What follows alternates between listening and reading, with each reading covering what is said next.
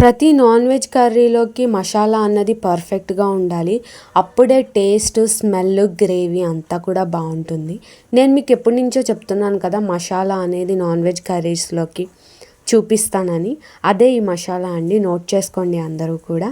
ఈరోజు వీడియోలో అయితే మటన్ కర్రీ ప్రిపరేషన్ అనమాట. ముందుగా కుక్కర్ పెట్టుకొని ఉల్లిపాయలు, పచ్చిమిర్చి ఫ్రై అయిన తర్వాత అల్లం వెల్లుల్లి పేస్ట్ ఫ్రెష్ది వేసుకొని వేపుకున్న తర్వాత పసుపు వేసుకొని శుభ్రంగా కడుక్కున్న మటన్ అయితే అరకిలో తీసుకొని ఇది కూడా వేసేసుకొని మగ్గనివ్వండి. మగ్గిన తర్వాత రుచికి సరిపడినంత ఉప్పు, పసుపు వేసి కొంచెం వేగిన తర్వాత కారం అయితే యాడ్ చేసేసుకోండి.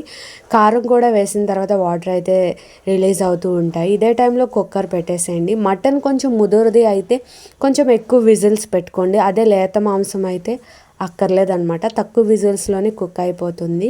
ఇంకా అంతే, దించిన తర్వాత ఈ మసాలా వేసేసి కొత్తిమీర వేసేసుకుంటే గ్రేవీ అనేది రెడీ అయిపోతుంది. ఇక్కడ నాకు మసాలా వేయడం అనేది స్కిప్ అయిందండి.